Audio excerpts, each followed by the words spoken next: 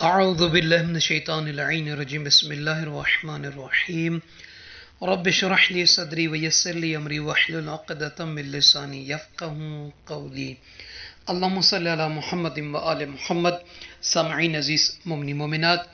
اس video میں ایک بہترین وظیفہ، ایک بہترین عمل جو دنیا میں بھی فائدہ دے گا، آخرت میں بھی فائدہ دے گا، حکیم امت، حکیم انسانیت، رحمت للعالمین نبی حضرت محمد مصطفیٰ صلی اللہ علیہ وآلہ وسلم کا بیان فرمایا ہوا عمل ہے۔ بالخصوص دنیا میں بیماری اور فقر سے حفاظت کے لیے، اور اس کے علاوہ اندھا پن، دیوانگی، جذام، فقر، تنگ دستی اور خدا نخواستہ چھت کے نیچے اگر انسان بیٹھا ہو، اوپر چھت گر جائے تو دب کے مر جانے سے ایک تو اس سے حفاظت ہوگی، اور آخرت میں جو ایک اس عمل کا، وظیفے کا فائدہ یہ ہے کہ اگر اسے کوئی جاری رکھے گا، برقرار رکھے گا، تو یقیناً صادق الامین نبی صلی اللہ علیہ وسلم کے فرمان کے مطابق اللہ تعالیٰ اس کے لیے جنت کے 8 دروازے کھول دے گا اور فرمائے گا کہ میرا بندہ، میری کنیز، اس ذکر کی وجہ سے میں تیرے لیے انعام یہ دے رہا ہوں کہ تو جس دروازے سے چاہے داخل ہو جا۔ تو یہ بہترین عمل، بہترین وظیفہ آپ مومنین کی مبارک سماعتوں تک بیان کرتے ہیں۔ تمام مومنین سے عرض ہے کہ نجفی کربلا چینل کو سبسکرائب فرما دیں، اور ساتھ میں آخر میں کوشش کیا کریں لائک کے بٹن کو ضرور دبا دیا کریں، اور مومنین تک بھی شیئر کر دیا کریں۔ جزاک اللہ۔ مولا آقا امام محمد باقر علیہ السلام فرماتے ہیں کہ ایک شخص پیغمبر اسلام صلی اللہ علیہ وآلہ وسلم کی خدمت مبارک میں آیا اور عرض کی، یا رسول اللہ، میں ایک ضعیف آدمی ہوں، میری عمر زیادہ ہو گئی ہے، اور میں جس طرح پہلے نماز، روزہ، حج و جہاد انجام دیا کرتا تھا، اب ویسا مجھ سے نہیں ہو پاتا۔ یا رسول اللہ، مجھے کوئی ایسی دعا بتائیے کہ اللہ تعالی مجھے ثواب عطا فرمائے، اور میرے حال کی رعایت کیجیے یا رسول اللہ۔ تو آقا دو جہاں صلی اللہ علیہ وآلہ وسلم نے فرمایا، اپنی بات دوبارہ کہو، اور اس نے اپنی بات دہرائی، اور اسی ترتیب سے اس بندے نے 3 دفعہ اپنی بات کی تکرار کی۔ پھر پیغمبر اکرم صلی اللہ علیہ وآلہ وسلم نے اس شخص سے فرمایا، تمہارے اطراف میں کوئی درخت اور کوئی پھول ایسا نہیں ہے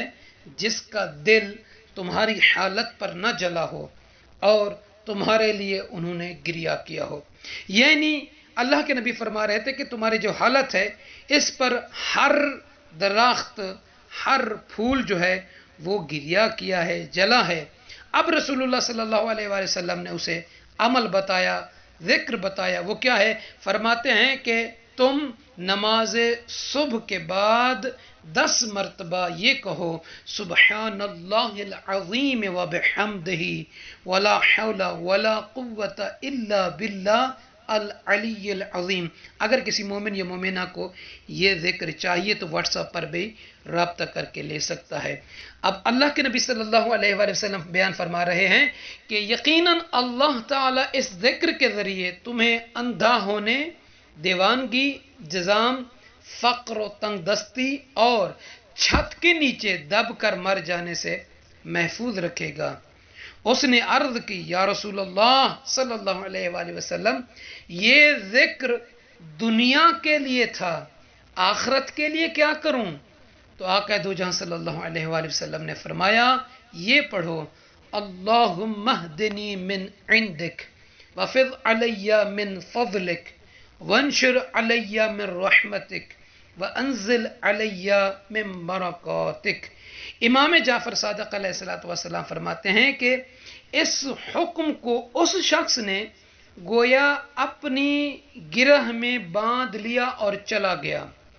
پھر پیغمبر اکرم صلی اللہ علیہ وآلہ وسلم نے سامعین عزیز فرمایا کہ جان لو کہ یقیناً اگر وہ روز قیامت آئے اور ان اذکار کو اس نے عمدن ترک نہ کیا ہو، یعنی جان بوجھ کر ان کو پڑھنا نہ چھوڑا ہو، یعنی روزانہ ان کو پڑھتا ہو، تو فرماتے ہیں اللہ تعالی جنت کے 8 دروازے اس کے لیے کھول دے گا کہ وہ جس دروازے سے چاہے داخل ہو جائے۔ تو سامعین عزیز، دو اذکار ہیں، پہلا ذکر دنیا کے فوائد کے لیے اور دوسرا ذکر جو ہے آخرت کے فوائد کے لیے ہے، اور اللہ تعالیٰ سے دعا کرتے ہیں کہ اللہ تعالیٰ ہمیں اور آپ تمام سننے والوں کو رسول اللہ صلی اللہ علیہ وآلہ وسلم کے بیان فرمائے ہوئے اس عمل، اس ذکر، اس وظیفے پر توفیق دے کہ ہم اسے اپنی زندگی میں اس کو جاری و ساری کر سکیں، تاکہ ہم سے تمام مشکلات پریشانیاں دور ہوں، اور آخرت کے دنوں میں اللہ تعالی ہم اور سب کو جنت میں داخل فرمائے۔